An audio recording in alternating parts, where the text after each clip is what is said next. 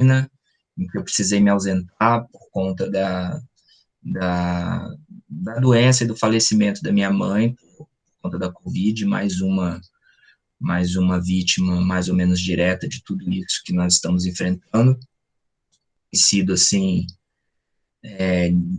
dias ou um momento, assim, da minha vida pessoal, muito, muito, muito terrível, muito difícil.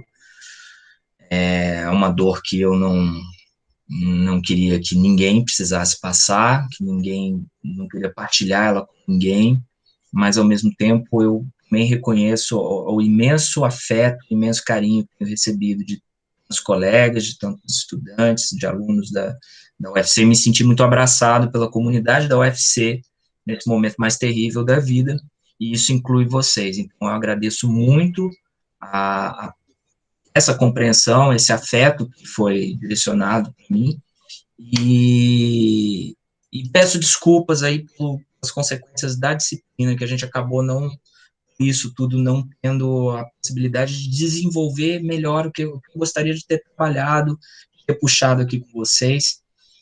Ainda assim, me dou assim, muito satisfeito, os textos que eu consegui ler de vocês, assim, muito legais, estão mobilizando as discussões que nós puxamos, mas mesmo os textos que eu ainda não li, só pelas discussões que a gente levantou aqui, eu também me considero, assim, muito realizado com a disciplina, e essa realização é mérito total da turma, que abraçou as discussões e tocou, como a Bell Hooks insinua em diversos momentos aqui o que seria uma prática pedagógica libertária, né, uma prática pedagógica da liberdade, não libertária, aquela prática pedagógica em que professores e estudantes se comprometem juntos a produzir conhecimento, e é isso que eu vi aqui nessa nossa disciplina. Então, estou muito agradecido também por isso com vocês, e não vou mais falar nada aqui para não ficar muito emotivo, porque a gente tem outras discussões aqui para fazer hoje, que a centralidade do nosso fechamento aqui vai ser com o texto da Bell Hooks, ensinando a transgredir, e eu vou passar logo para a Lara, depois que a gente puder conversar um pouquinho sobre o Ensinando a Transgredir, eu gostaria de ouvir comentários de vocês, aí nós fazemos algumas pontes com os outros textos da disciplina, com as outras discussões, e encerramos aqui abrindo algumas questões, nada de fechar a disciplina, vamos abrir mais questões, tá bom? Bem-vindos, bem-vindos. Bem-vindos. Tem colegas que vieram assistir aqui, que acompanhar a Lara, acompanhar a discussão. Muito bem-vindos, estamos super felizes de todos conosco. Lara, é contigo. Boa noite. Hoje eu estou online de duas formas, porque eu quero apresentar e ver o Meet, né? Eu não consigo apresentar olhando só com o slide, eu fico agoniada. Aí eu até pensei, dessa vez eu vou botar o celular para poder ver. Primeiramente, queria dizer que foi assim, um prazer muito grande acompanhar essa turma, assim, de verdade. Foi muito interessante, gostei de todo no geral, a proposta da disciplina, as aulas, o quanto a turma é participativa, assim, foi assim, um dos pontos altos desse semestre. Um semestre tão difícil, cansado, a gente está mais de um ano, já está todo mundo exausto, está aqui nessa tela, e é um horário à noite, a gente costuma estar mais cansado, mas ainda assim, não tira assim, o prazer de participar assim, dessa aula, e está sendo assim, uma experiência maravilhosa. Assim, realmente, assim, agradeço ao professor Alexandre, à turma, a Jéssica da minha turma, minha amiga que veio aqui ver a minha apresentação. Sobre o livro da Bell Hooks, quando foi assim no começo, quando eu entrei em contato com o professor Alexandre, ele pediu, né, que eu escolhesse alguma coisa para que eu pudesse estar falando com os meninos, e quando eu vi a Bell Hooks ali, eu nem olhei assim para o resto, confesso. Porque a leitura da Bell Hooks, ela surgiu para mim em um momento muito difícil, que foi o momento da monografia, que você fica doido, assim, quando você está em processo de escrita, né? Você está terminando o curso, então você fica assim, doidinho. E a Bell Hooks, ela surgiu como um alento para mim. Do mesmo jeito, assim, eu acho que não dá para mensurar, claro, mas quando a Bell Hooks ela fala no momento em que ela leu o Paulo Freire, foi mais ou menos como eu me senti quando eu li Ensinar a Transgredir durante esse período, assim, um período que eu estava assim, cansada, triste, estava partindo de um momento muito maçante, foram 4 anos difíceis, sempre é difícil, né? Sempre é um momento difícil, você vive momentos bons, mas ao mesmo tempo também tem aqueles momentos que desencorajam, né? Inclusive, eu não sou da licenciatura também, e já nos 45 do segundo tempo, fiquei, meu Deus, como eu devia ter feito licenciatura. Se eu tivesse lido no começo da graduação, eu teria mudado com certeza, assim, que realmente esse foi uma leitura divisória para mim. Eu acho que fazia muito tempo que eu não lia algo que me desse essa animação, esse sentimento, assim, enfim. E vai ser uma apresentação assim que eu vou fazer, não sei se bem, porque cansada, estou de mudança, né, também, então a gente fica doidinho. É um período em que a gente também fica meio atordoado e, enfim, né, vou trazer aqui a algumas coisas. Vou transmitir aqui a tela.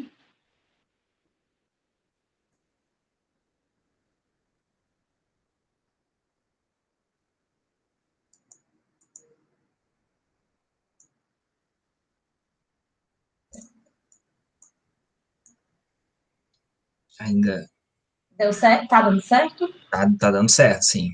Ah, ótimo de estar com o celular que eu consigo ver ao mesmo tempo uma coisa e outra. Notas de leitura. Eu dividi a apresentação assim, né? Falar um pouco sobre a Bell Hooks, assim, né? Dar um panorama geral, tanto sobre ela, né? A trajetória dela, e também falar um pouco das minhas notas de leitura, né? O que eu fui anotando enquanto eu relia, né? Relia, Maravilha. enfim, né? O livro Ensinando a Transgredir, a Educação com Prática para a Liberdade. A Bell Hooks, ela é professora, ela é escritora, ela é ativista, feminista, assim, a mulher é tudo. Bell Hooks, ela nasceu em Gloria Jean Watkins, ela nasceu em setembro de 1952, na cidade de Hopkinsville, Kentucky. O pseudônimo dela, né, de Bell Hooks, vem em homenagem à bisavó materna dela, a Bell Blair Hooks. A infância dela, a cidade dela fica no sul dos Estados Unidos, e a infância dela foi perpassada por esse momento da segregação e também pós-segregação, né? Ela vem de uma família afro-americana da classe trabalhadora, sendo a mãe dela trabalhadora doméstica e seu pai auxiliar de limpeza. Ela estudou numa escola segregada, mas concluiu estudos em uma escola integrada. Coloquei esse integrado entre parênteses, porque por mais que, como ela relata, que juridicamente o apartheid estadunidense se findou, mas a prática cotidiana ainda era como se tivesse, né, nesse período de apartheid. Foi, assim, um momento de quebra, né, da experiência dela enquanto estudante da escola primária, enfim, como estudante da escola primária e ensino médio, onde na escola, que era segregada, ela tinha um ambiente da educação política, assim, não que toda a educação, querendo ou não, não deixa de ser política, mas para o contexto histórico em que Bell Hooks estava inserida, como uma menina negra que morava numa pequena cidade do sul dos Estados Unidos, na época do período do apartheid, então, esse peso político da educação, da importância da escola para ela, então acaba se assim, exponencialmente multiplicando.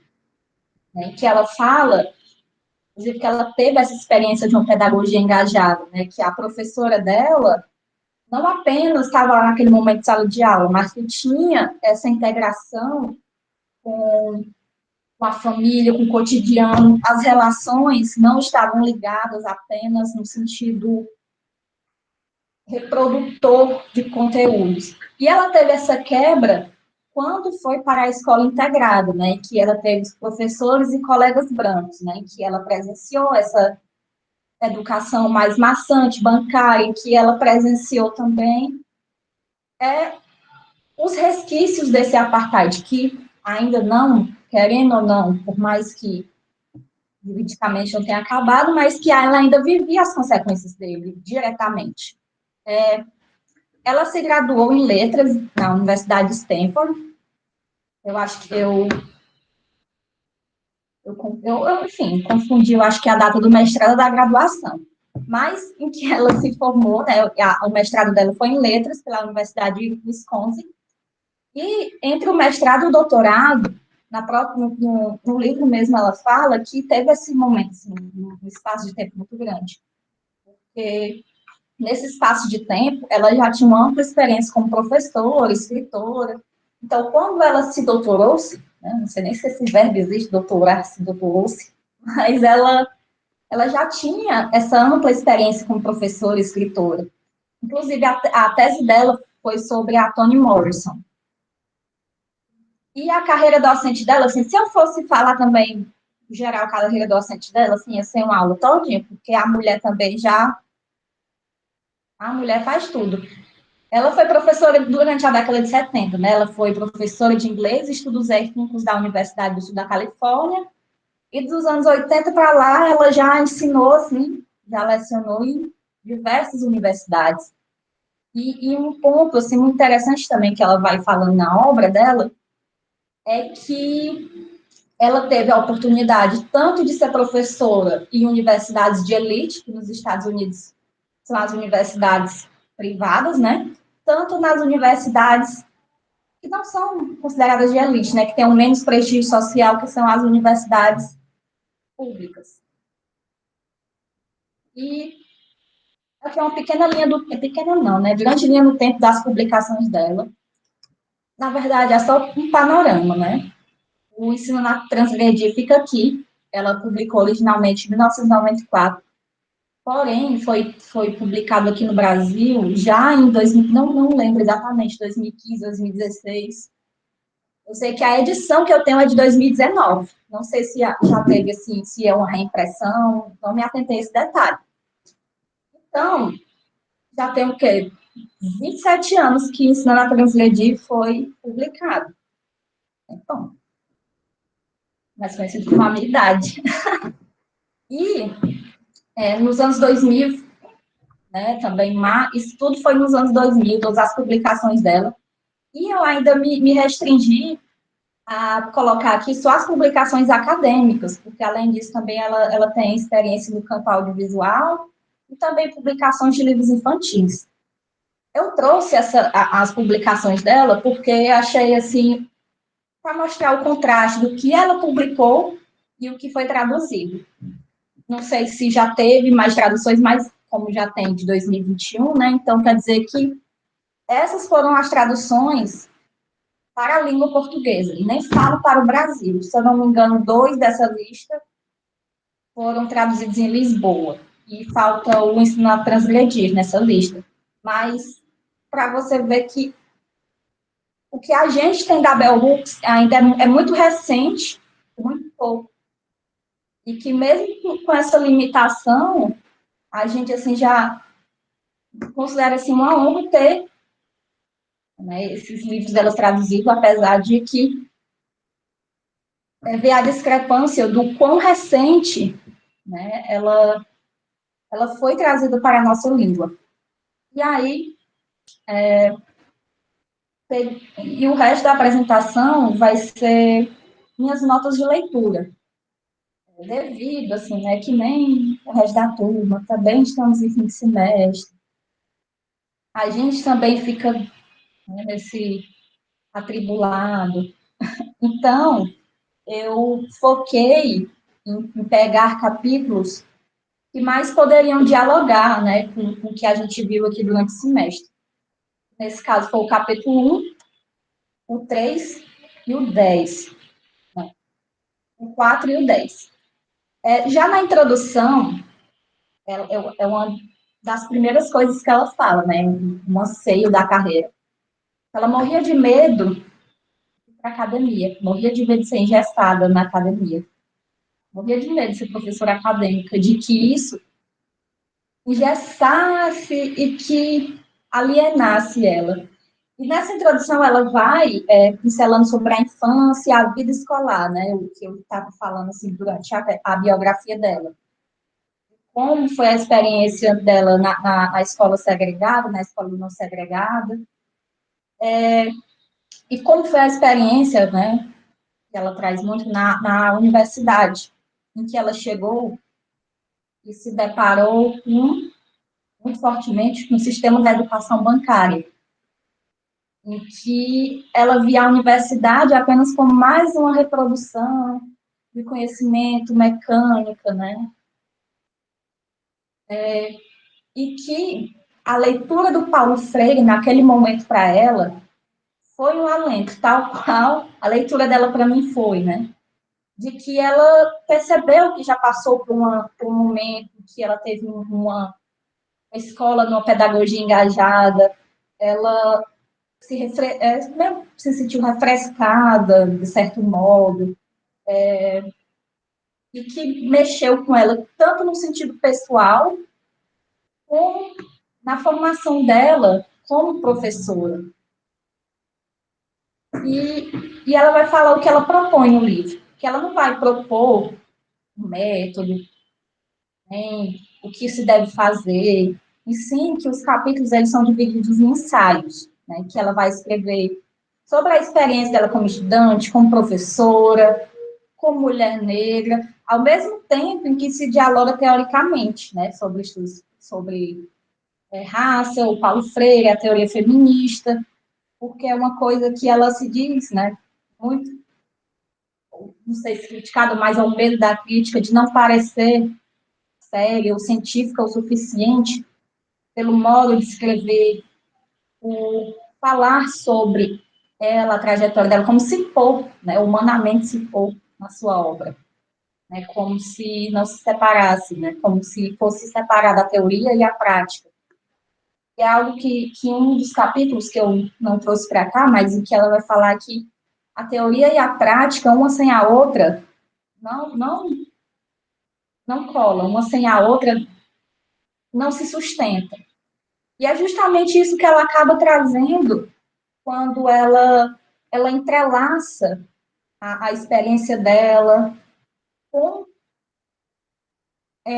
os propostos teóricos que ela traz de uma forma assim muito fluida, muito profunda. A escrita dela é muito profunda, ao mesmo tempo que você consegue ler muito em uma tarde, você lê profundamente, assim. E o primeiro capítulo ela vai falar, né, sobre a pedagogia engajada, como o Paulo Freire, ou como a teoria freiriana, teve importância para ela como professora, né, como a pedagogia engajada chegou para ela e que virou a prática dela enquanto professora, né? Que o Freire ele vai surgir nesse momento em que ela vivia o pior da educação bancária, né? Repetindo o que eu falei, que ela fez ela lembrar das experiências da pedagogia engajada e que ela considera que é também, né, um ato coletivo. Ela vai puxando, ela vai durante a obra, ela puxa muito, né, esse sentido da pedagogia engajada não ser um ato de poucos ou de alguns, né? Ela precisa ser um ato coletivo. E tem uma parte, eu esqueci de grifar a página, que eu vou lendo e vou escrevendo, às vezes eu esqueço de dizer exatamente onde está. E tem uma parte que me marcou muito, que ela fala que o que ela aprendeu na universidade a ser como professora, a metodologia, os ensinamentos que ela teve de como ser uma professora foi. Ela aprendeu tudo que ela não deveria ser. A experiência universitária dela ensinou ela, pronto, a Alice falou página 14, obrigada, Alice.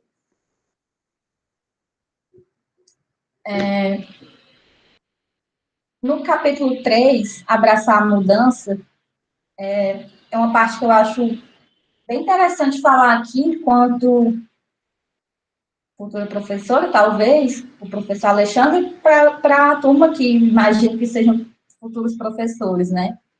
E a importância que é desse apoio entre os professores. Ela vai relatar um momento que era uma sala, um ciclo, um momento entre os professores, né, de estar compartilhando experiências, e que nesse primeiro momento os estudantes vinham, só que os professores acabaram se sentindo, de certa maneira, não sei dizer, acuados, porque realmente era necessário um momento em que os professores estivessem junto compartilhando seus anseios, suas experiências, o que deu certo, o que deu errado, esse momento de fortalecimento é muito importante entre os professores.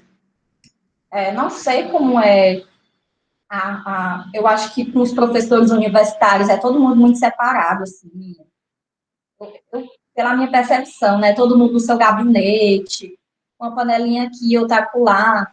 Já na escola tem esse momento da sala dos professores. Imagino que na escola deva esse momento, não, assim, não deva ser chamado esse momento, mas que acaba surgindo mais facilmente, né? E me pergunto como que poderia ser na universidade, né? Ter esse maior fortalecimento mesmo entre os professores. Eu sei que no CH3, às vezes as coisas são meio complicadas, está muito restrita a reuniões de departamento, e, enfim. E outra coisa que eu acho, assim, maravilhoso que ela fala é a emoção em sala de aula, né? O fato de se trazer como ser humano, como se o professor, no momento que ele entra na sala de aula, ele se, da porta para fora, ele é um ser humano total, da porta para dentro, ele é um cérebro, que ele precisa de se desprover de emoção ou mostrar o menos possível. Porque nesse método, dessa produção, reprodução capitalista do conhecimento, não permite que a gente, como professor, o estudante, ele se dispõe de suas emoções, porque para o professor pode ser uma fraqueza ou uma falta de rigor e disciplina, e que isso pode dispersar os estudantes. E é muito interessante como ela traz a emoção, como ela traz o afeto, e a paixão mesmo, assim, como ela aborda, né, como faz parte do processo de você ser professor e você ser estudante. E, e que a responsabilidade nesse momento da sala de aula é de todos, né? Ela vai puxando essa temática na obra como um todo. E uma coisa que, inclusive, o professor falou no começo da aula, né, que de valorizar a experiência dos estudantes é essencial na sala de aula. Principalmente, assim, imagino que para todas as áreas, mas para a gente que é das ciências sociais, das ciências humanas, isso se faz mais imprescindível ainda. Mas a gente não pode cair numa armadilha ela até chama de informante nativo, de fazer alguém, o estudante, o professor, sei lá, como informante nativo, né? Um exemplo. A aula é sobre Sobral, a cidade de Sobral, e na turma tem uma pessoa de Sobral. E aí todo mundo sai perguntando para a pessoa de Sobral, ai, Sobral, Sobral, sendo que a pessoa às vezes não tem, só por ela ser de Sobral, ela não nasce com esse conhecimento total sobre Sobral, de que valorizar a experiência do estudante, do professor, não é jogar um assunto que concerne a vida da pessoa para que ela seja a porta-voz, né? E sim no sentido de compartilhar mesmo, assim. E o capítulo que ela vai falar sobre o Paulo Freire, eu acho que é o 4, o capítulo 4, é porque no meu meu computador tá passando outra coisa. Enfim, eu acho, assim, uma das escritas mais geniais. Quando eu li, eu fiquei, caramba, essa mulher é uma gênia.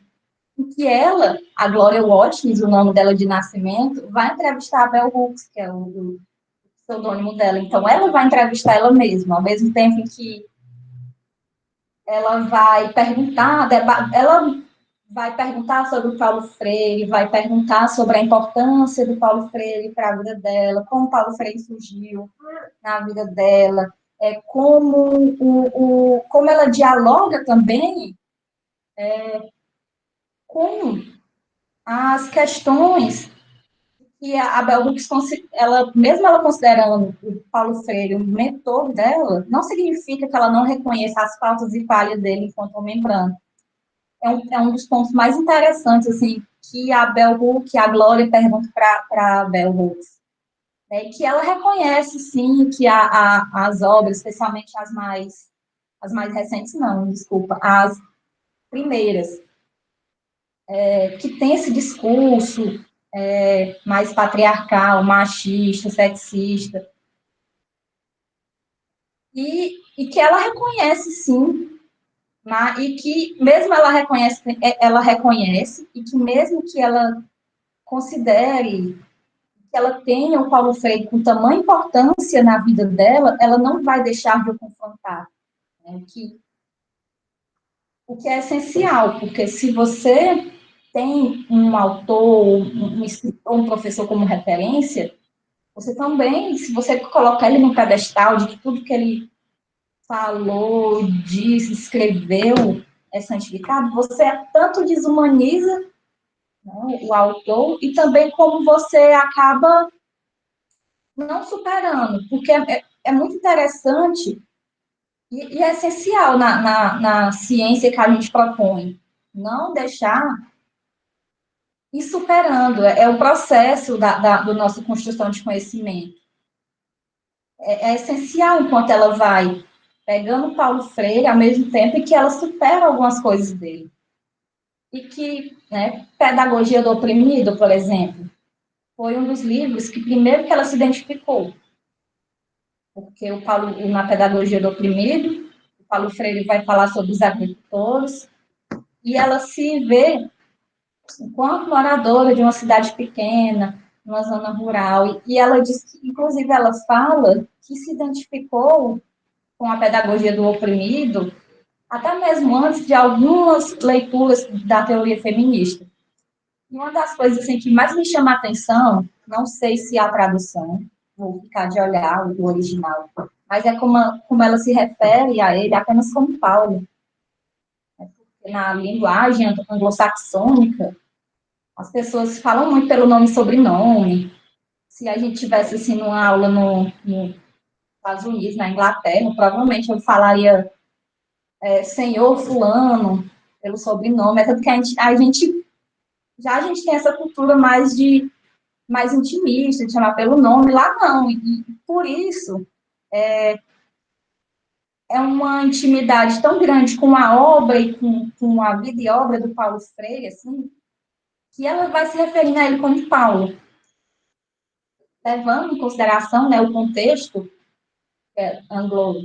a linguagem anglo-saxã. Então, isso para mim, assim, que eu fiquei mais, me chamou muita atenção, positivamente.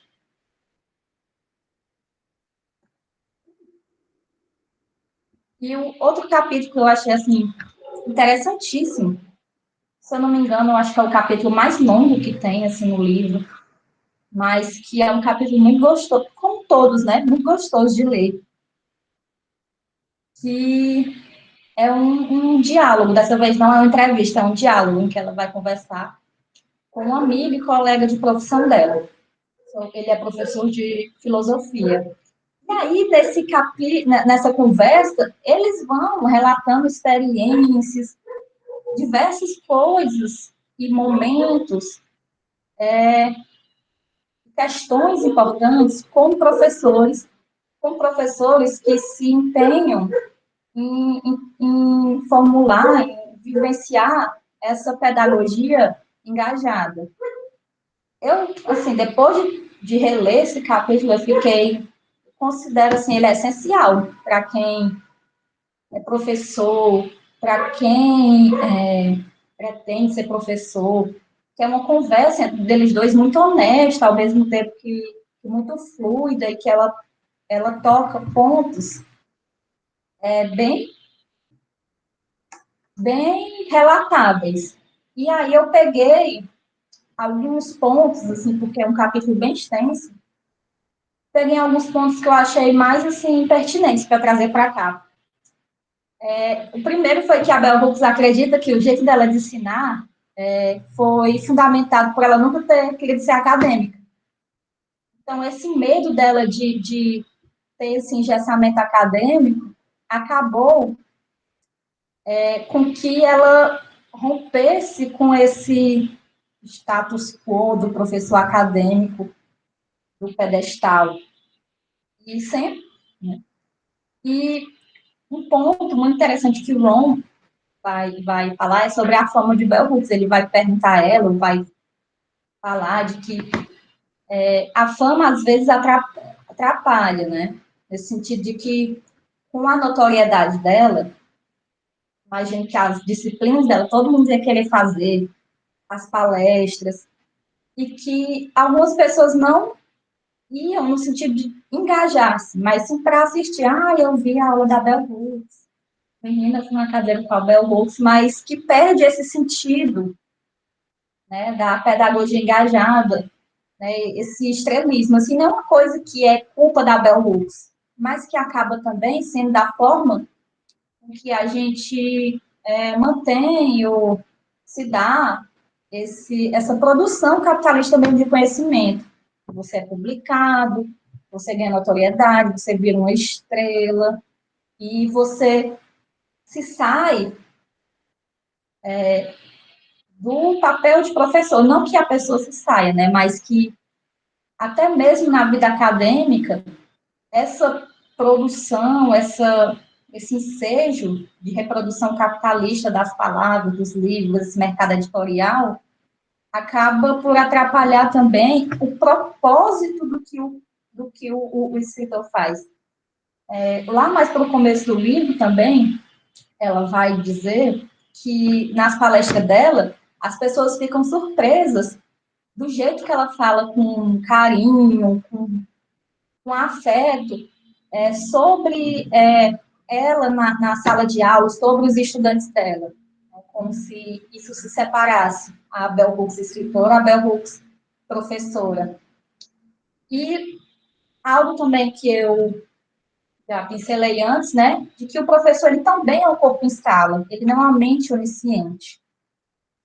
E outro ponto, bem, que é uma coisa que me dá medo, inclusive, enquanto talvez futura professora, justamente quando essa prática da pedagógica mais radical é considerada como falta de seriedade. Porque a gente também, a gente vive um sistema acadêmico muito engessado, vivencia, e são exceções, momentos de sala de aula, em que o aprendizado ele está junto com esse acolhimento, com o compartilhamento de experiências, conhecer cada um, ou não ter uma relação de autoridade com o professor. A gente, como estudante, eu me ponho como estudante, claro, e que a gente tem esse sentido de que o professor sério é o professor rígido, o professor conteudista, o professor que se distancia enquanto ser humano da gente, enquanto aquele que busca, né, essa prática pedagógica mais engajada, acaba por ser menos sério, a gente não precisa levar tanto a sério, eles não tem, por não ter esse rigor, então eles não precisam ser levados a sério. E aí a Bell Hooks vai falar que às vezes isso causa medo, né, alguns professores que vêm buscar essa prática, mas que acabam voltando para o ensino bancário porque tem medo, né? E tem outro ponto que eu não consegui formular uma palavra para resumir, porque eu acho que o que a Bell Hooks fala assim já é muito uau. É na página 193, que ela vai falar assim: dou aula a muitos alunos brancos e eles têm posições políticas diversas, mas eles chegam à aula de literatura feminina afro-americana e não querem ouvir discussões sobre políticas de raça, classe e gênero. Frequentemente reclamam. Eu pensei que este curso era de licenciatura, de literatura, desculpa. O que estão me dizendo, na verdade, é: achei que esse curso seria dado como qualquer outro curso de literatura que eu já fiz, apenas substituindo os escritores brancos do sexo masculino por escritores negros do sexo feminino. Eles aceitam a mudança no foco da representação, mas resistem a mudar as maneiras como pensam sobre as ideias. Isso é ameaçador. Né? E justamente vai provar, né, o ponto que ela sempre fala, de que a prática, essa mudança, a prática pedagógica engajada, não adianta só a Bell Hooks propor essa, essa disciplina, enquanto que os estudantes não se propõem também a estar na disciplina como ela deve ser, e não a partir de um marco branco, tá? Patriarcal e capitalista, né? Então, sem essa prática, essa coletiva, ela não funciona. E outra coisa que fiquei também bem, foi muito, principalmente, que dialoga muito com a gente, principalmente nesse período de quarentena não, né? De pandemia, em que é um desafio constante você ser professor, você ser estudante, você está se renovando pedagogicamente, você está se adaptando, e também para os estudantes. E aí, uma coisa que o Ron falou, que ele fala dessa preocupação de não cumprir a ementa inicial, né, de que tem aquele plano de aula, faz a bibliografia, tal, o cronograma, e que às vezes, porque o planejamento, às vezes ele sai do planejamento, porque a dinâmica de aula, estar com pessoas, é algo muito dinâmico que não consegue se conter no nosso plano de aula. E, inclusive, foi uma das atividades que eu fiz na disciplina de estágio de docência, que era, a gente tinha que fazer um plano de curso. E era uma coisa que eu fiquei muito preocupada. Foi, meu Deus do céu, tem que botar uma bibliografia aqui que dê certinho para todo mundo ver, um cronograma muito certo, porque se não ver, vai perder. E eu fiquei refletindo muito esse meu medo quando eu li isso, né? De que, às vezes, esse medo imenso, pode até mesmo fazer com que a gente também vire uma armadilha da educação bancária. Né? Que é essencial o professor planejar, mas que a gente também tem que estar aberto, mais preparado para uma dinâmica que muitas vezes foge da gente. E que é isso, né? Porque você está com pessoas, ela não se contenta a um plano fechadinho. E aí eu queria terminar essa apresentação com a última frase, a última fala que o Ron fala. Essa é uma das tragédias da educação hoje em dia, na página 222. Um monte de gente não reconhece que ser professor é estar com as pessoas. E, sim, para puxar um debate, eu acho que não gostaria de perguntar para a turma, tanto para quem, enfim, para a turma, quais foram, se teve algum momento ou momentos de muita esperança ou desesperança enquanto essa pedagogia engajada e essa educação bancária, e que preocupações tem enquanto buscar querer romper com isso, né, com esse sistema. Ao mesmo tempo que também me preocupa jogar muito a responsabilidade ao professor de romper com essa educação bancária, enquanto que a estrutura, o programa educacional,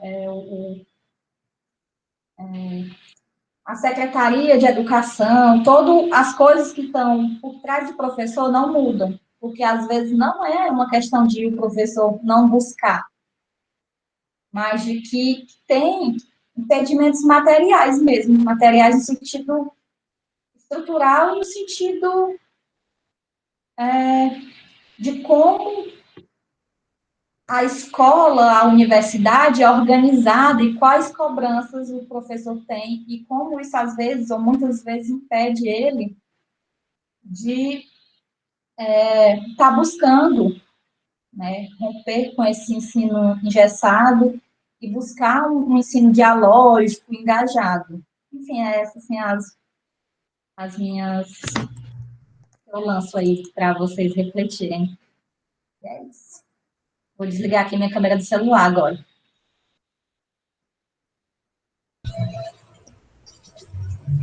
Lara, que sensacional, viu? Nossa, maravilha, tua fala brilhante. Primeiro, antes de eu comentar qualquer coisa, eu quero saber se alguém quer responder essa provocação que a Lara fez, alguém quer comentar. Eu estou, assim, cheio de inquietações aqui com muita coisa que você nos trouxe aqui das suas brilhantes notas de leitura. Adorei essa forma, viu? Muito bom, achei uma escolha muito pertinente para a gente falar da obra da Bell Hooks. Primeiro vou querer abrir aqui para o pessoal comentar. Depois, se ninguém quiser comentar, eu tenho umas coisinhas também para falar. O Francisco, o Júnior, pode falar, Júnior. Se tiver mais alguém, levanta a mãozinha aí que a gente vai passando aqui. Boa noite, gente. Enquanto a Lara falava, e ela comentou um ponto que eu achei muito importante, que é essa questão do como o professor ele se mecaniza quando ele tem medo, né? Ele tem medo do pessoal, do pessoal atrapalhar enquanto professor, né? Na dinâmica de enquanto professor. E eu fiquei refletindo que isso é muito verdade, porque o professor, querendo ou não, ele tem essa tendência à mecanização, porque eu acredito que seja um modo de defesa. Tanto um modo de defesa como se torna muito mais confortável, vamos dizer assim, dentro daquele sistema de bolha, ele agir daquela forma. Então é muito mais cômodo. E aí a Lara falou e eu fiquei percebendo isso, porque todos nós, aqui nessa aula, já tivemos professores assim. Tivemos professores que a gente ficou se perguntando, será que no começo da docência dele, ele era dessa forma? O que foi que houve? O que foi que aconteceu para esse professor agir dessa forma? Porque existem professores que conseguem, sim, até o final de sua carreira, ter uma humanização muito maior, muito mais flexível, entende? Se dá de um modo mais pessoal aos alunos, mas são raros. E aí eu fiquei pensando que talvez isso aconteça porque nem o sistema dá abertura para que ele haja de uma forma mais maleável, flexível. E aí esse é o meio que os professores se encontram para não se deixarem abater nesse sistema, que a gente sabe que é difícil, porque é difícil. E aí a armadura que se encontra é justamente essa educação mecanizada, entende? Isso me pegou, eu fiquei refletindo, e assim, é interessante você pensar dessa forma, sabe? Então essa é a minha contribuição, gente. Boa noite. Importantíssimo isso que você está falando, Júnior. Eu acho, né, Lara, não sei se você concorda, acho que a discussão sobre a importância, a centralidade de se pensar em comunidades pedagógicas e não em soluções individuais. Claro que a formação biográfica, a história de cada professor, de cada docente ali, ela é muito importante, mas me parece que para enfrentar esse grande medo, né, que eu acho que tem um capítulo inteiro, né, um ensaio que fala, né, o Abraçando a Mudança, fala muito da dor da mudança. E eu acho que tem tudo a ver com esse medo, né, e com o medo ele vem de uma dor, né, de uma dor do resultado da pedagogia engajada. Claro que tem toda a satisfação, o entusiasmo, a alegria, o prazer, né, a gente está falando disso também, né, nessa chave do Freire, mas tudo isso está relacionado ao conflito que é conflito de relação entre oprimidos e opressores, né, então a gente precisa, isso é uma dor que não está ali presente. Muito pertinente você ter lembrado disso, e assim, a fala da Lara, né, em vários pontos chama atenção, né, eu quero comentar um pouco mais sobre esses medos. bem do ponto de vista do Paulo Freire do professor. Carla, você gostaria de falar também, né? Sim, professor. Vocês conseguem me escutar direitinho? Boa noite. Queria parabenizar a Lara, né? Fiquei encantada com os slides dela, até meio com inveja, né? Fazer slide.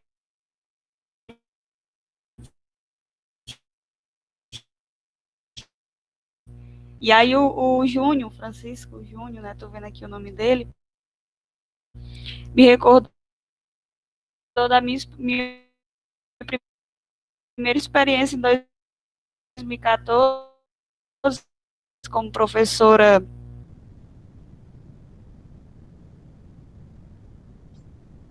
Carla, nós perdemos sua conexão. Na escola, que eu senti muito medo. Eu me recordo que no meu primeiro dia,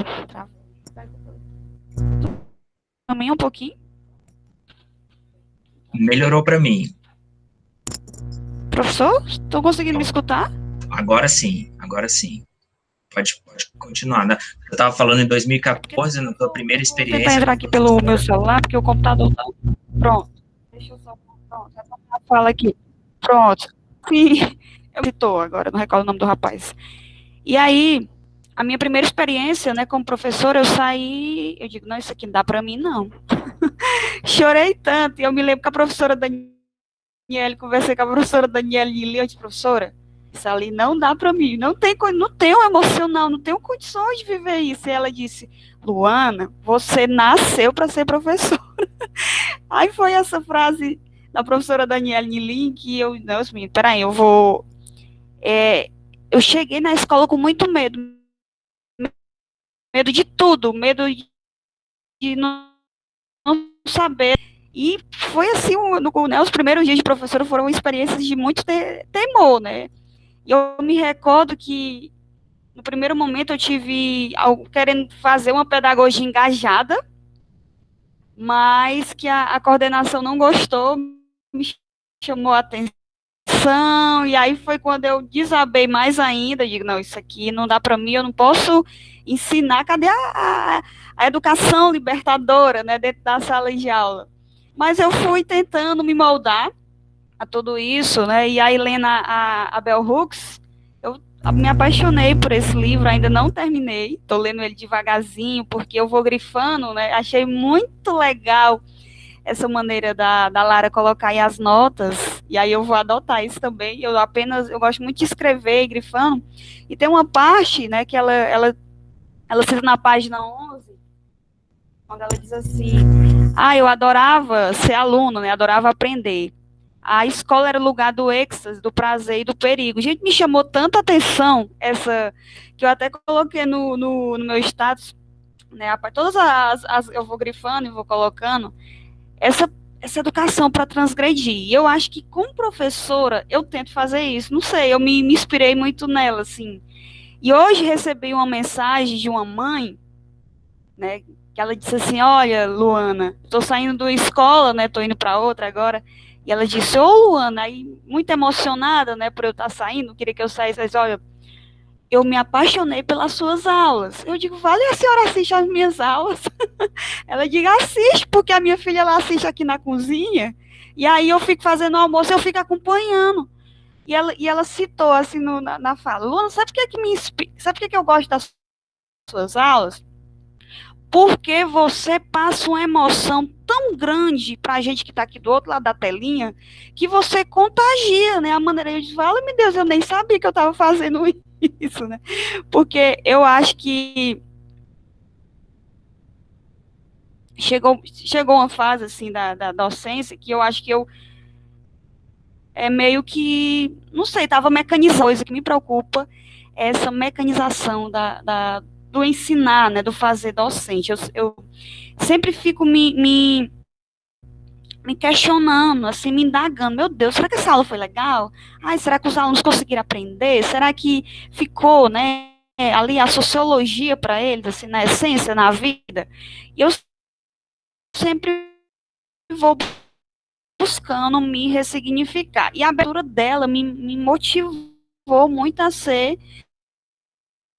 eu diria, uma professora muito melhor, né?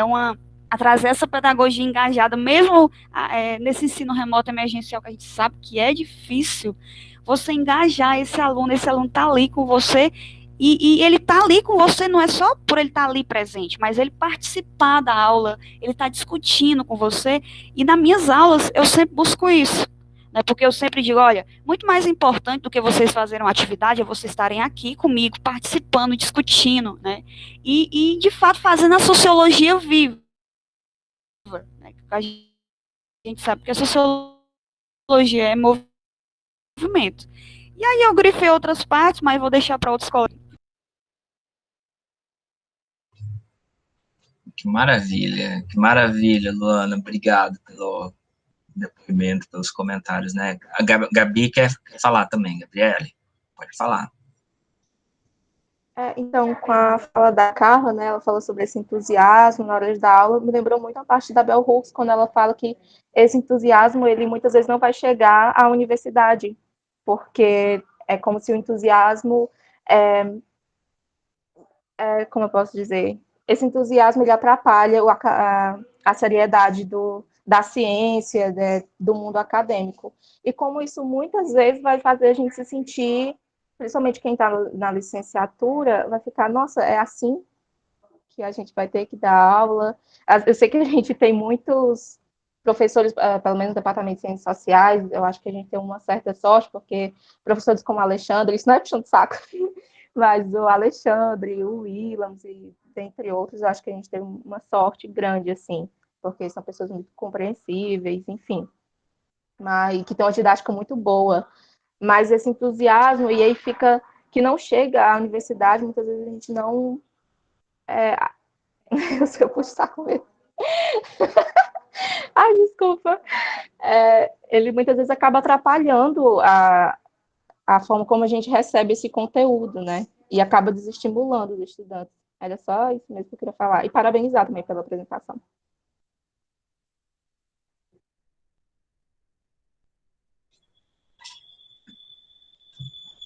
A Bell Hooks, né, ela se preocupa muito com a discussão sobre a manutenção, né, desse entusiasmo, né, e ela própria fica fazendo essa reflexão, né, que mantém esse entusiasmo e o que evita o estabelecimento do tédio, né, uma turma, assim, me parece, Gabriele, você, o Júnior, aí não vamos até falar com essa história de puxar saco, a gente, todo mundo fala o que tiver à vontade para falar, essa turma aqui, a gente pode fazer isso. Vocês conseguem construir elementos para sair dessa situação porque vocês se engajam. É muito interessante visualizar isso. Não somos nem nós como professores. Nós como professores, a gente só... Eu acho assim, quando você fala de mim, do Williams e de alguns outros colegas, talvez a única coisa que a gente esteja fazendo é não atrapalhando.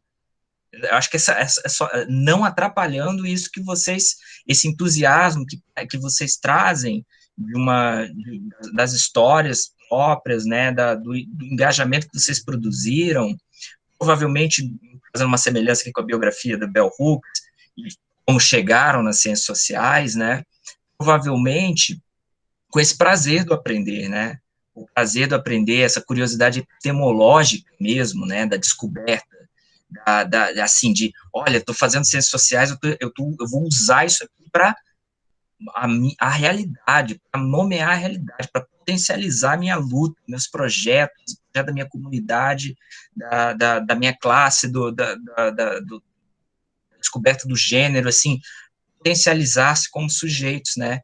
E se vocês encontram espaços pedagógicos, boas discussões, isso é produzido junto com a turma. Aí, se o professor só não atrapalhar isso, eu acho que já é um caminho, né? Aí a Bell Hooks vem aqui, junto com Paulo Freire, junto com tantas outras referências, com tantas reflexões, diversos elementos que não é só não atrapalhar, né? Que potencializam, que dão força a esse sentido, né?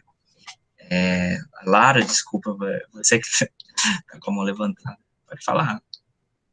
Com a fala da Gabriele, me fez muito lembrar essa questão do entusiasmo, me fez lembrar muito quando a gente está mais assim para frente, né, do curso, a gente já está desgastado, aí a gente vê o povo entrando, a gente fica, o bichinho, tão alegre, coitado, nem sabe o que espera. Aí você vê assim, as pessoas entusiasmadas, felizes, você fica, às vezes assim, quem nunca, né? Você fica assim, até debochando.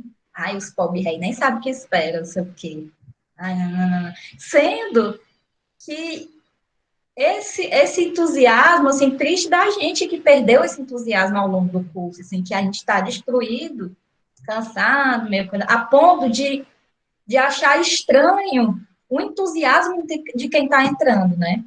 Que já é um sintoma da gente perder tanto esse entusiasmo de estar tá aprendendo. A cada semestre, a gente está vendo outras coisas. Pelo contrário, a gente vai ficando exausto, né? Por isso que eu falei assim no começo, de que quando eu li ensinando a transgredir, quando eu estava fazendo a monografia, assim, nesse período, e foi esse alento para mim de me dar um pouco esse ânimo, porque eu estava assim, desceu assim, vertiginosamente. Né? O quanto eu me perdi da Lara do primeiro semestre, né? Que tinha sido.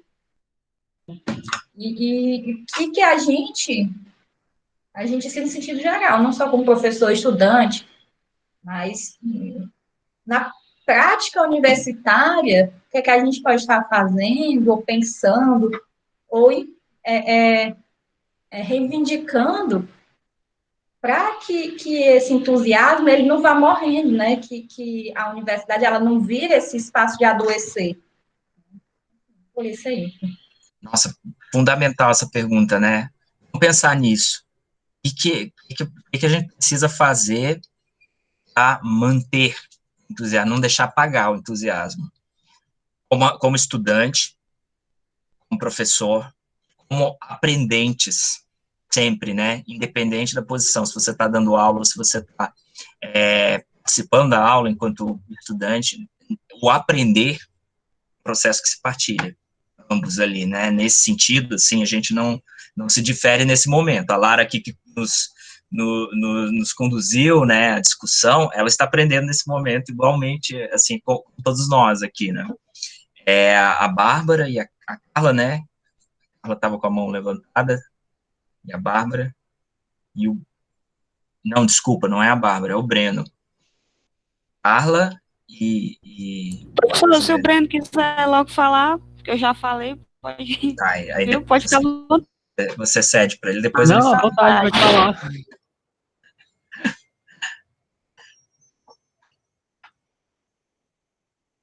Pois tá, vou falar então. Então, tranquilo, bem rapidinho. Tem uma Vai, passagem, fala. né, da Bell Hooks na página 11, que eu grifei aqui também.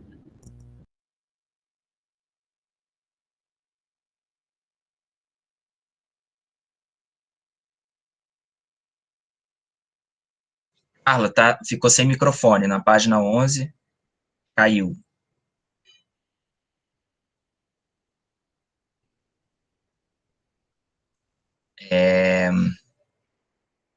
Fala você então, Breno, depois a Carla volta aqui.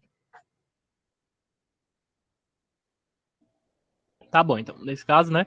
Por favor. Então, era um comentário rápido, assim, porque pensando nessa trajetória de ter perdido esse encanto, né? Comecei a pensar assim, em que momento isso acontece, né? E por que isso acontece? E aí eu fiquei me perguntando se, assim, há uma prática de sala de aula, dessas como a Bell Hooks defende, como a do Paulo Freire defende, não está relacionada, assim, a uma questão de tempo. No sentido de que é uma prática que, se você demanda conhecer os alunos, ou que conhecer a realidade dele, conhecer de verdade, aprofundar a aula, isso requer um tempo que muitas vezes a universidade não permite que aconteça.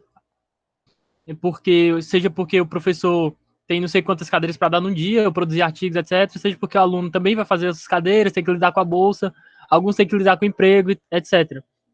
E aí, sem fugir da Bell Hooks, eu achei muito legal essa proposição dela, assim, de que naquela entrevista que ela faz com ela mesma, né, no capítulo do Paulo Freire, ela menciona essa questão de que é importante pensar que essa consciência por si só, né, ela não, ela até critica o uso desse termo, né, ela não é suficiente, mas que a gente não pode abrir mão dela para poder pensar uma outra situação em que ela seja bem-vinda, né?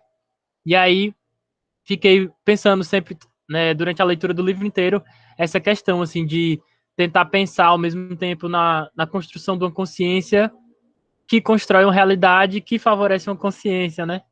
Achei muito legal esse movimento dela.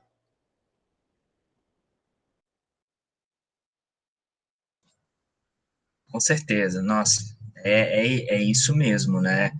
E a proximidade, né? A familiaridade entre professores e estudantes, Breno, eu acho que não é só a questão do tempo, é claro, o tempo, a possibilidade de se dedicar, mas além disso, essa postura possibilita a integração, possibilita a pertinência também dos conteúdos, da teoria. A teoria, aí como você bem diz, né, e o Paulo Freire, eu acho que é a chave, né, de toda essa discussão do Paulo Freire é isso, né, a pertinência dos conceitos, dos conteúdos, dos saberes, dos conhecimentos, a, aqueles que estão ali aprendendo, né, assim, como aquilo faz sentido, né, por que a alfabetização vai com a palavra tijolo, aqueles que estão ali trabalhando, né, com tijolo, né, porque, né, assim, isso tem uma potência muito grande, né. Carla, agora você voltou, será que você consegue? Você estava falando na página 11, né, um trecho que você queria destacar para nós.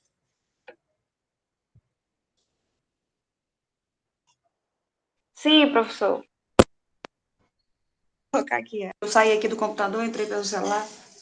Ela fala na página 11, assim, que a escola, ela era o lugar, né, onde podia esquecer essa noção e se reinventar através das ideias. E aí eu fiquei pensando enquanto professora que às vezes nós, né, enquanto docentes, a gente tenta se reinventar, tenta trazer novas ideias, mas eu particularmente sinto isso em alguns momentos que a gente não é nem proibido, mas você é ceifado, assim, quando você tenta implantar uma ideia de transgredir a sala de aula em relação aos mapas das turmas, né, das cadeiras enfileiradas, você coloca ali a turma em forma de círculo. Eu já senti isso, que isso não é tão bem visto, assim, pela gestão da escola, né, porque e até eu coloco sempre em sala, a gente adota um modelo catequístico, né, jesuítico de educação há tanto tempo, e quando o professor ele tenta transgredir isso, tenta colocar, né, uma sala de aula mais horizontal, uma sala de aula mais dialógica, ele sofre, né, algumas sanções com isso. E aí eu, particularmente, tenho muito receio, né, minhas aulas esse ano já foram invadidas, né, por alguns hacks aí em relação a temáticas como gênero. Nossa. Eu confesso, sim, eu confesso, professor, que hoje eu tenho muito receio, né, agora de trabalhar, eu tenho até muita cautela quando eu vou trabalhar determinadas temáticas assim, em decorrência, né, de todo esse vigiar e punir que nós estamos sendo, né, coagidos, nós professores, principalmente nesse momento. Era isso, obrigada. Essa é uma questão muito séria, muito grave, assim, das fontes, né, dessa correção nesse momento, porque durante um longo período, e a gente tem muita reflexão sobre isso, né, a sociologia do currículo que a gente passou, nós sempre orientamos muito essa discussão da relação do Estado vigiando as práticas pedagógicas, e hoje a gente tem, nesse momento que pode chamar de guerra cultural, no recrudescimento do conservadorismo ou do neofascismo, né, é um movimento em que a vigilância parte de setores engajados da sociedade, setores conservadores engajados da sociedade, acima das práticas pedagógicas transgressoras. E aí, gente, nossa, a pergunta que eu fiquei, assim, maquinando enquanto reli o livro aqui, e que eu queria deixar com vocês, assim, é transgredir o quê? O que é transgredir nesse caso? O que ela está propondo para nós transgredir? E eu acho que são muitas coisas. uma das coisas que ela está propondo a transgressão aqui é justamente enfrentar justamente este nosso medo, essa coerção, transgredir a escola que reproduz os mecanismos de desigualdade racial, de desigualdade de gênero, de desigualdade de classe, né? Então, transgredir os ritos, né? Você falou, né, de educação jesuítica, né? Eu penso assim, a liturgia escolar reproduz muito todas essas desigualdades. E assim, aí teve um momento que a Lara falou, eu fiquei pensando assim, né? Transgredir também, Lara, o medo de expor as suas aflições enquanto professora, suas limitações, seus medos para outros colegas, as reuniões pedagógicas. E eu acho assim que tem um trecho geral que serve tanto para a perspectiva dos professores em formação, como da perspectiva dos estudantes, como da perspectiva dos militantes, de todos nós, assim, que é o processo do aprendizado. Lá naquele capítulo sobre abraçar a mudança, na página 60, 61, quem tiver com o livro e puder acompanhar, eu gostaria que a gente revisse esse trechinho aqui, porque eu acho que dialoga um pouco com o que a Lara nos trouxe, assim, como aflição, e vocês comentaram também, né? Lá no finalzinho da 60, ela está falando assim, de como que a pedagogia engajada dela, por vezes, era recebida não só pelos professores, não só pela instituição, mas pelas próprias turmas com resistência. Há uma resistência em mudar o procedimento da educação bancária. Não é uma resistência só por, não, estou com preguiça, estou acomodado. Não. E aí ela está contando aqui a situação dela com um estudante dela que fala para ela, né, vamos lá. Os alunos também me ensinaram que é preciso praticar a compaixão nesses novos contextos de aprendizado. Não me esqueço do dia em que um aluno entrou na aula e me disse: nós fazemos seu curso, aprendemos a olhar o mundo de um ponto de vista crítico, leve em conta a raça, o sexo e a classe social. E não conseguimos mais curtir a vida. Olhando para o resto da turma, vi alunos de todas as raças, etnias e preferências sexuais balançando a cabeça em sinal de assentimento. E vi pela primeira vez que pode haver, e geralmente há, uma certa dor envolvida no abandono das velhas formas de pensar e saber no aprendizado de outras formas. Eu acho isso aqui importantíssimo. Ela fala, respeito essa dor. Essa prática pedagógica que ela propõe libertária, ela demanda esse respeito dessa dor da transformação, dessa dor do reconhecimento da mudança das antigas formas de pensar. E agora, quando ensino, trato de reconhecê-la, ou seja, ensino a mudança de paradigmas e falo sobre o desconforto que ela pode causar. Os alunos brancos que aprendem a pensar de maneira mais crítica, acho também uma contribuição muito forte da Bell Hooks, do mesmo modo como ela não concilia com Paulo Freire, ela produz uma crítica ao Paulo Freire, ela produz uma crítica que ela não perde a partir da dimensão do afeto e da cientificidade da crítica da Bell Hooks, ela não descaracteriza, ela não solapa, vamos voltar lá no Mannheim, um discurso ideológico do Paulo Freire. Ela se apropria daquilo, né? É uma crítica de superação. E ela faz o mesmo em relação à discussão que é super pertinente aqui nas desigualdades raciais e de gênero, que é qual o lugar do homem, qual o lugar do branco, que não quer reproduzir, né? Que não quer a perpetuação, que se unir na luta pela superação das desigualdades. Qual é o lugar? Eu acho que a Bell Hooks ela é muito sensível muito firme nesse sentido, e aqui nesse trecho eu acho que a gente consegue extrair alguns elementos de como uma pedagogia engajada nesse sentido consegue trabalhar com isso. Aí na sequência, né, os alunos brancos que aprendem a pensar de maneira mais crítica sobre questões de raça e racismo vão para casa nas férias e, de repente, veem seus pais sob uma outra luz. Quem nunca, né? podem reconhecer neles um pensamento retrógrado, racista e assim por diante, e podem se magoar pelo fato da nova maneira de conhecer ter criado um distanciamento onde antes não havia nenhum. Muitas vezes, quando os alunos voltam de férias ou feriados, peço que nos contem como as ideias aprendidas ou trabalhadas na sala de aula impactam sua experiência lá fora. Isso lhes dá tanto a oportunidade de saber que as experiências difíceis acontecem com todo mundo, quanto a prática de integrar teoria e praxis, aquilo que o Breno estava falando. Modos de conhecer e hábitos de ser. Praticamos não só o questionamento das ideias, como também dos hábitos de ser. No meio desse processo, construímos uma comunidade que a Lara resgatou lá no capítulo 10.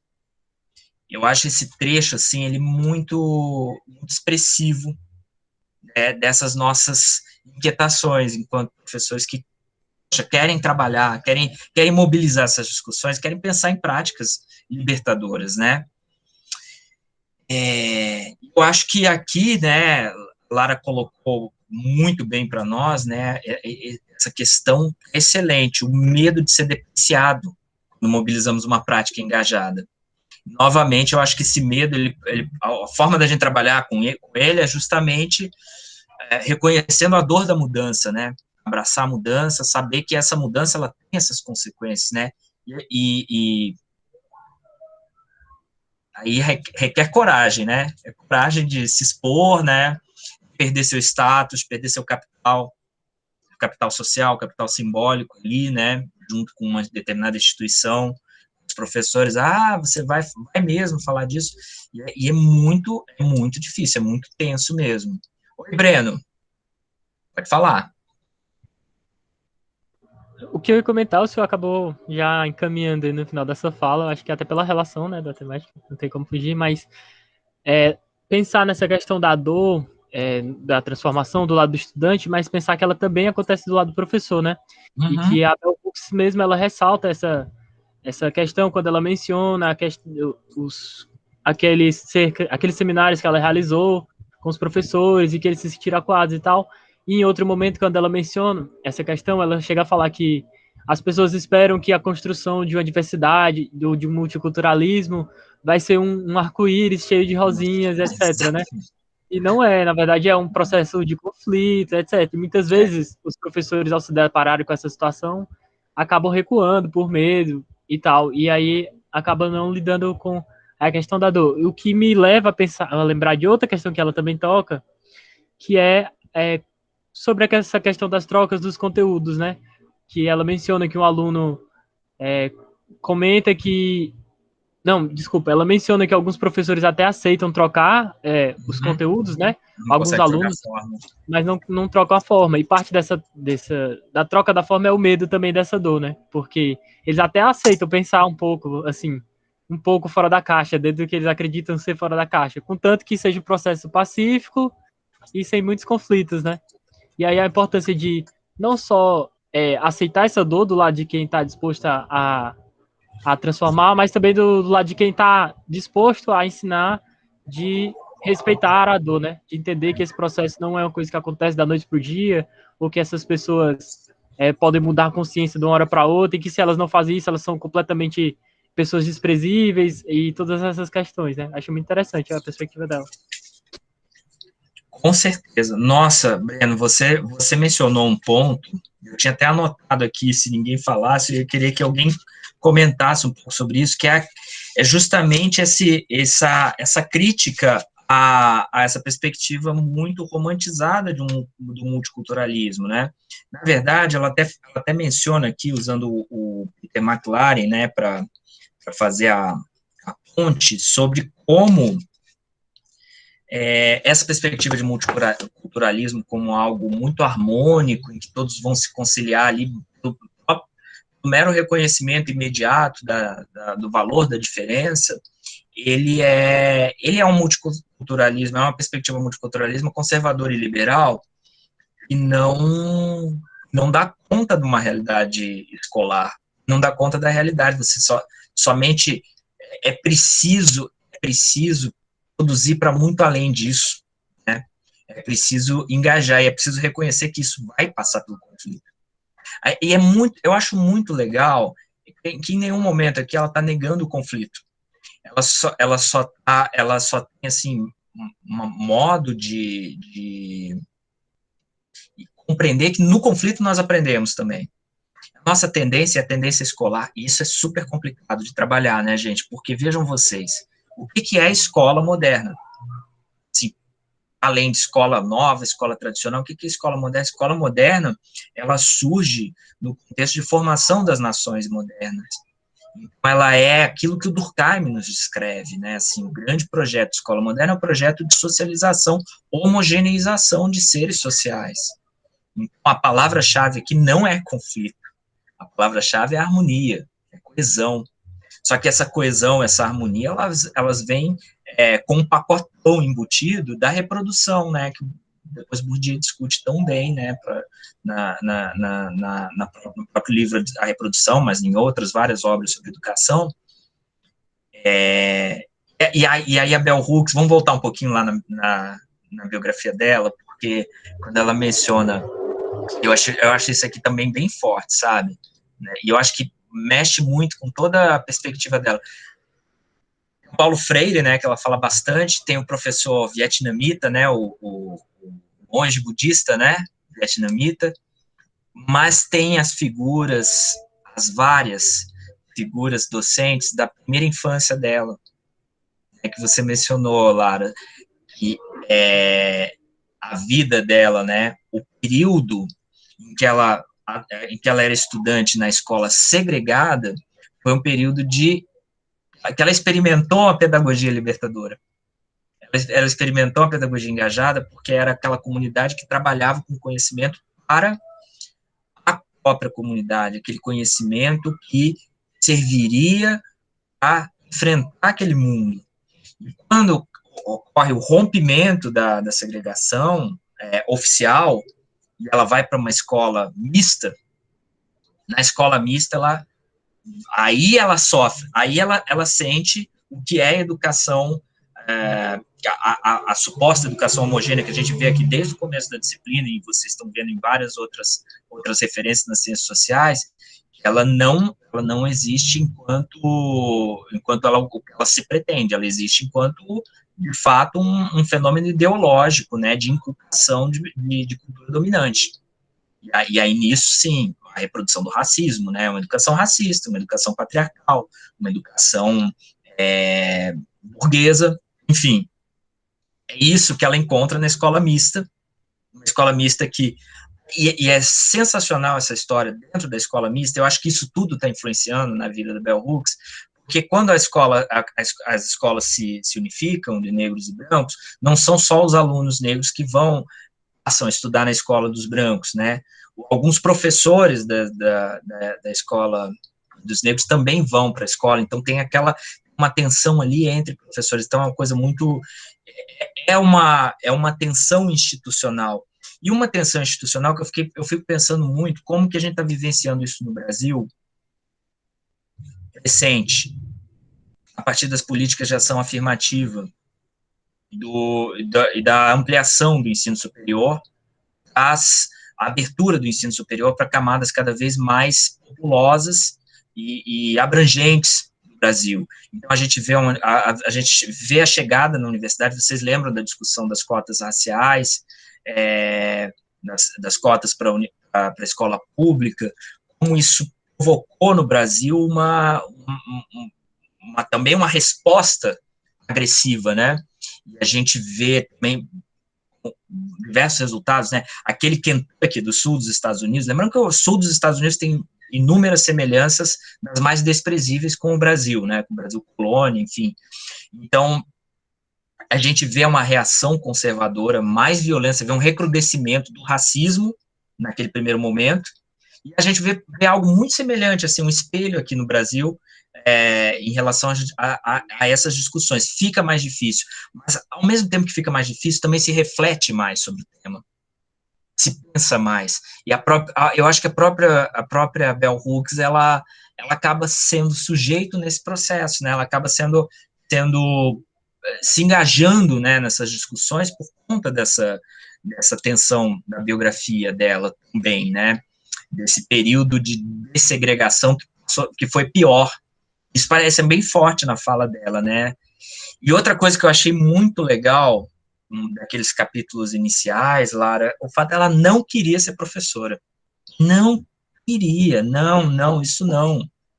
E é muito interessante como que isso se desdobra numa professora extraordinária, né? E aí, e por isso eu acho que o título do Transgredir, eu acho que é transgredir isso, é transgredir também essa concepção de professor bancário, né? Eu não queria ser professora bancária, ela queria escrever, ela queria contar histórias, ela queria construir uma visão nova de mundo, né? Ela queria se engajar naquela utopia de mundo. E não importa o que ela estava fazendo, ela acabaria fazendo isso, mas calhou dela fazer como professora.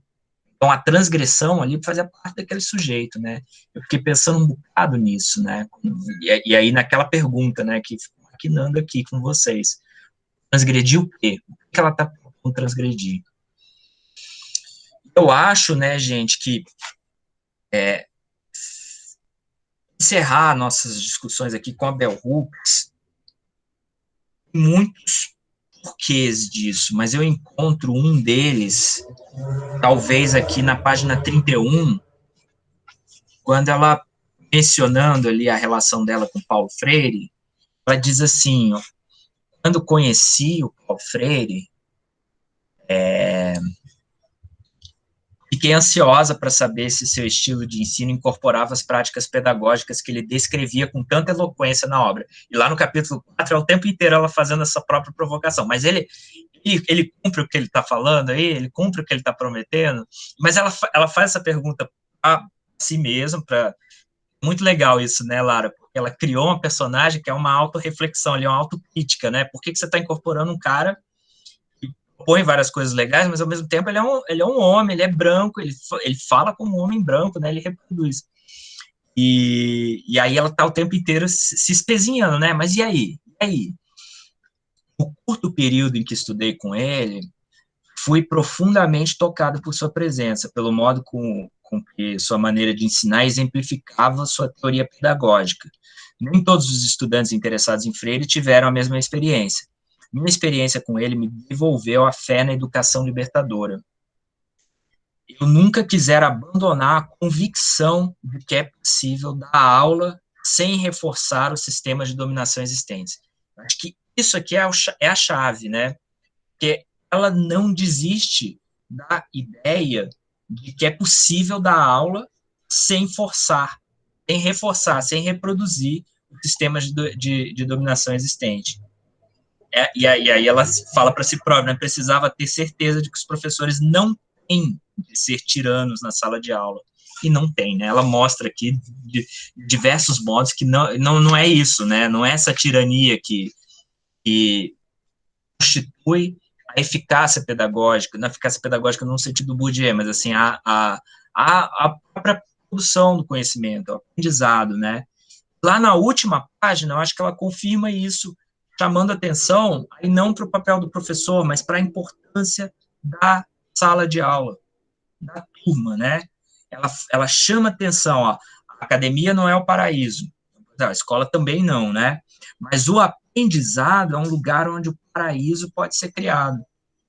A sala de aula, com todas as suas limitações, continua sendo um ambiente de possibilidades. Nesse campo de possibilidades, tem uma oportunidade de trabalhar pela liberdade, exigir de nós e dos nossos camaradas uma abertura da mente e do coração que nos permita encarar a realidade ao mesmo tempo em que coletivamente imaginamos esquemas para cruzar fronteiras, para transgredir. Isso é a educação como prática de liberdade. A sala de aula como um ambiente de possibilidades. Eu acho que isso é chave.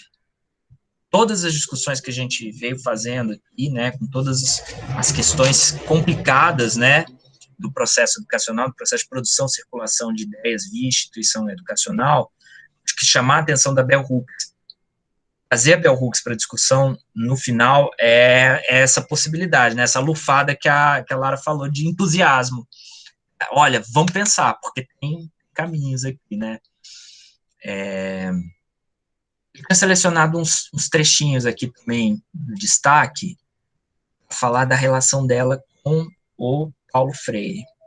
Mas eu quero saber se vocês têm mais comentários. A Lara escreveu aqui, o Breno. No teu memorial, Breno, você colocou? Pois é, você vai ser um professor daqueles que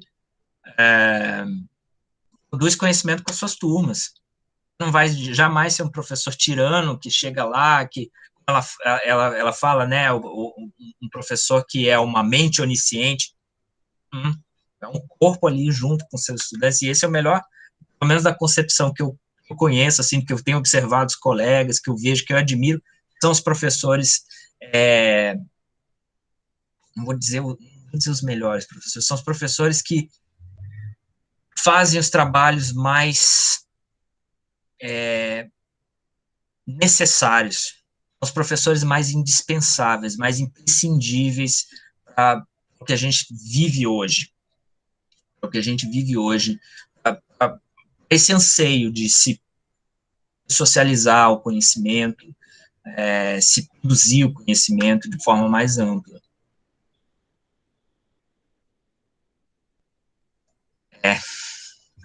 Ela que foi o comecinho, né, Lara? Esse começo é... Mas, gente... Jéssica? Jéssica, à vontade. Oi, gente, boa noite. Eu sou a Jéssica, sou companheira da Lara. Vocês me escutam bem? Certo. Eu sou do mestrado em Sociologia, né? Sou da primeira turma de ações afirmativas para pessoas negras. Sou uma das cotistas, né? Nós somos 2 cotistas no mestrado e uma cotista no doutorado. Queria primeiro agradecer a oportunidade de estar aqui, né? E queria parabenizar a Lara pela exposição maravilhosa que ela fez, super didática. Eu acho que Bell Hooks faz alterações na gente, a gente consegue perceber essas alterações quando a pessoa tem uma linguagem muito acessível, né? Eu acho que é isso que é importante também, você falar com o outro de uma forma que ele compreenda, né? Uma linguagem que não impeça o diálogo. Eu acho que a Bell Hooks é uma das pessoas que mais traz isso, né? Eu acho que a exposição da Lara foi muito nesse sentido, assim, eu reconheço essa alteração bonita que a Bell Hooks fez, né? Eu acho que em mim também eu percebo que essa alteração foi feita. Esse livro, ele chegou em mim num momento muito oportuno da minha vida acadêmica. Eu estava na graduação, eu estava na monitoria, né, numa faculdade, numa instituição privada. E quando esse livro chegou para mim, ele foi moldando, assim, o meu caminhar ali dentro, né, com os estudantes, que eu também era uma estudante ali dentro, estava fazendo monitoria em ética na época, e eu venho do serviço social, eu não venho das ciências sociais, né, venho das ciências sociais aplicadas. Então, lá dentro foi uma experiência muito interessante, porque esse livro me acompanhou nesse processo. E aí, uma coisa que eu queria ressaltar na minha fala é sobre a questão desse capítulo, né, Abraçar a Mudança. Esse capítulo é muito importante para mim, eu acho que é um capítulo que é muito definidor também de algumas coisas, porque eu penso muito nessa questão da disposição da pessoa, né, da disposição da pessoa que está em sala, da disposição dos interlocutores, que são as pessoas que estão ali, os estudantes, as estudantes. E aí a gente tem vindo de espaços em que a gente experimenta algumas práticas que são, sim, intransigentes ainda, que repetem certas intransigências, mas a gente também tem experimentado trilhar com pessoas que têm alimentado, né, esse crescimento espiritual, que é uma coisa que a Bell Hooks traz muito, né, na fala dela, na produção dela. Eu estou super mergulhada na última produção, na última tradução dela, que é Tudo sobre o Amor, né, Novas Perspectivas, e ela fala muito sobre isso, sobre alimentar o crescimento espiritual de outra pessoa, e aí eu fico fazendo essas interconexões com a prática em sala de aula também, né, que eu fico pensando que essa alimentar isso, né, assim, alimentar a autonomia também, fomentar a autonomia das pessoas dentro de sala de aula, é algo que vai transgredindo, né, certas formas que se esperam que a gente tenha dentro de sala de aula. Eu acho que pode ser, não sei se esse é o primeiro contato de todo mundo com a Bell Hooks aqui, né, as pessoas que estão aqui na sala, da Lara eu sei que não é, mas eu acho que, assim, eu fico muito feliz, assim, de vocês estarem na licenciatura e estarem já tendo contato com essa mulher. Isso com certeza vai mudar se vocês estiverem dispostos e dispostas, isso com certeza vai mudar e vai moldar muito a prática de vocês em sala de aula. Então, eu acho, eu estava aqui maravilhada, assim, com as discussões e com todas as intervenções que foram feitas e muito feliz também de poder estar compartilhando desse momento. E é isso, gente. Obrigada. Legal. Obrigado, Jéssica. Nossa, que participação especial, hein, Laura? Gostei demais do que sempre façam isso, gente. Convidem as pessoas para participar daquilo que vocês estão fazendo, estão mostrando. A nossa turma é legal assim, né? A coisa se expande. Muito bom, Jéssica. Já quero te convidar para um futuro. Vamos manter esse contato para vir falar da Bell Hooks nas nossas turmas. É importantíssimo. Que legal. Adorei, viu? Gente, só para não perder esse fio, um trechinho lá na página 66 do livro, a Bell Hooks fala de uma pequeníssima frase do Freire que ela adotou assim para pensar tudo isso que ela pensa, né, que é: não podemos entrar na luta como objetos para nos tornarmos sujeitos mais tarde. Eu acho que isso ajuda a sintetizar um bocado do que é essa proposta toda, né? E apareceu bem aqui nos comentários de vocês, e mais que nos comentários, está aparecendo, inclusive, eu percebido isso nas práticas, que é assim, estar disposta a se engajar no objeto do conhecimento, no objeto da aprendizagem, participar dessa produção, né? Então, vocês como professores em formação ou professores atuantes, se estão procurando, né, produzir esse tipo de pedagogia, ou querem discutir isso, eu acho que uma chave é pensar a partir dessa perspectiva, né? Os estudantes, as turmas, não são objetos. O próprio professor não é um objeto que no sentido assim de ser um veículo de um determinado saber, de um determinado campo, de um determinado currículo. Nós somos pessoas em interação, né, pessoas produzindo, pensando criticamente, intervindo no mundo. É isso. E essa intervenção no mundo, ela tem sentidos pedagógicos, sentidos, no sentido de perfeito, Jéssica, crescimento espiritual, no sentido intelectual, e um sentido político, de transformação da realidade, não é? Eu acho que, assim, a Bell Hooks é super inspiradora nesse sentido, super inspiradora. Eu adorei ela aqui como a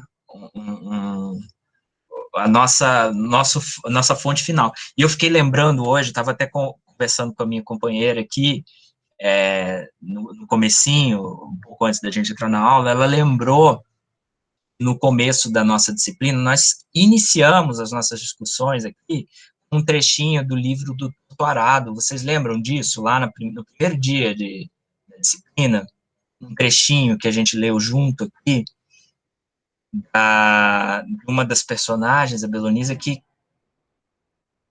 ia na escola e não estava sentindo, não estava entendendo por que aprender aquelas coisas que não faziam sentido para a vida dela, que era uma vida na roça, né? Então, assim, ela demonstrava um grande conhecimento das coisas da natureza, né?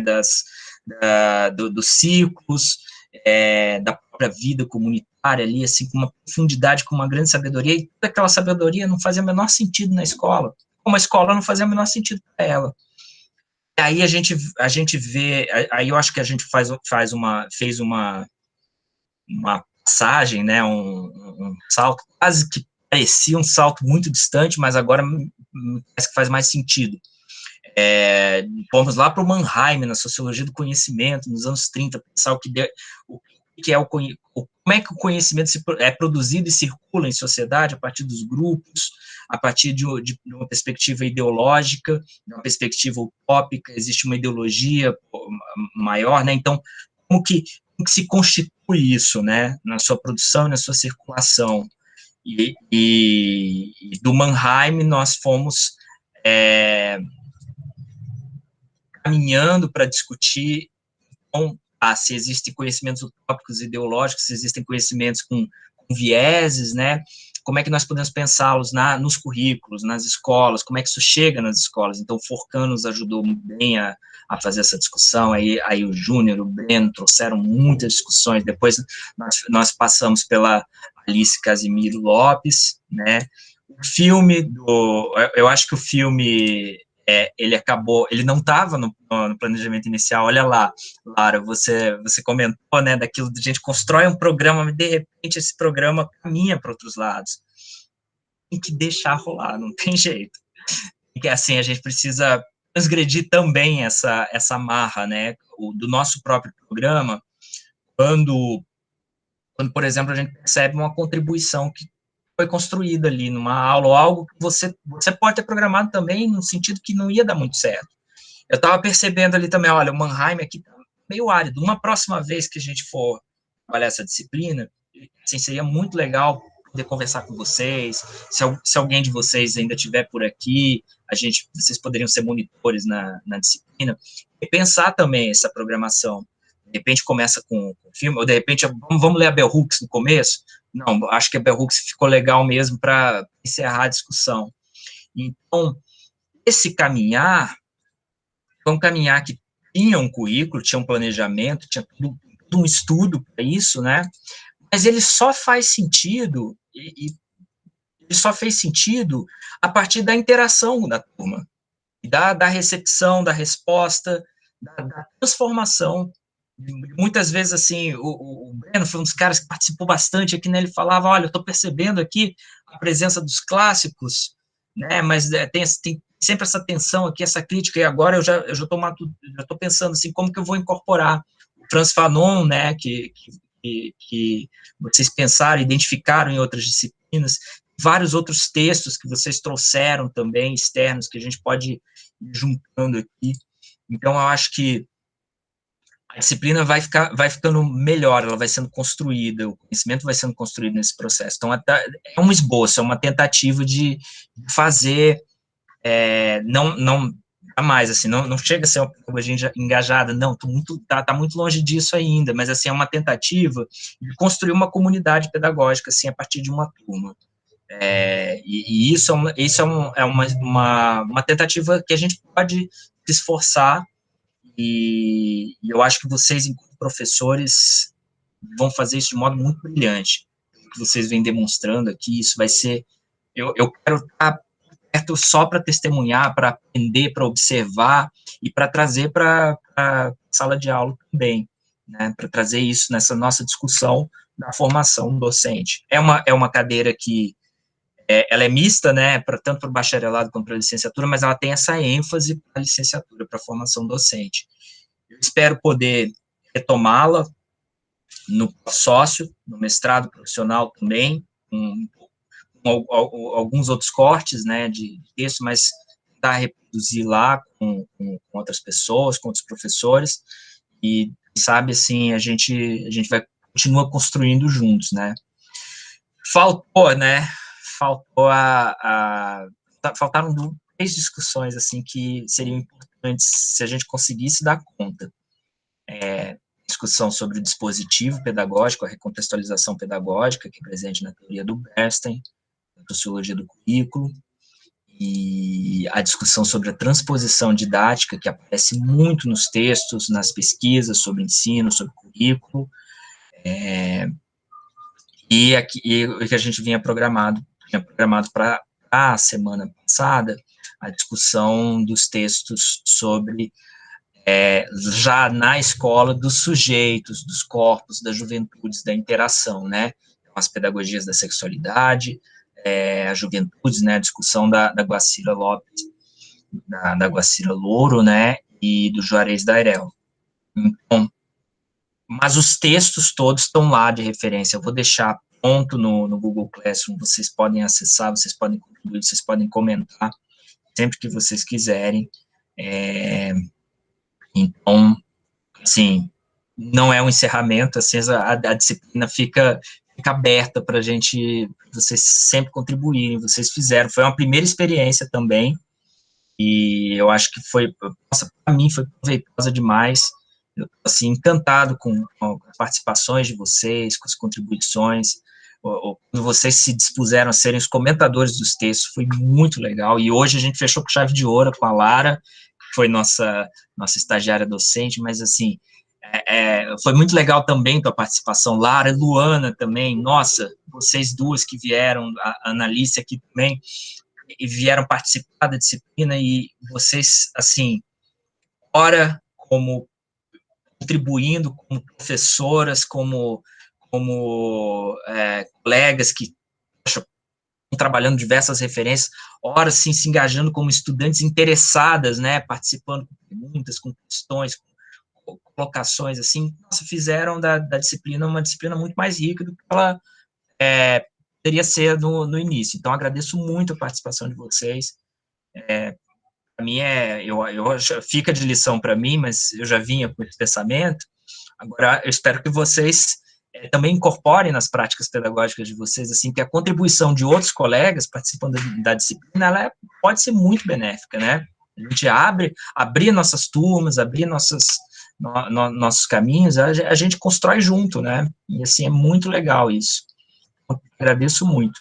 E vocês todos, né? Vocês todos. Gabriele, e, assim, a aula foi um show também, foi muito legal, foi muito boa a discussão sobre o texto da Alice Casimiro Lopes.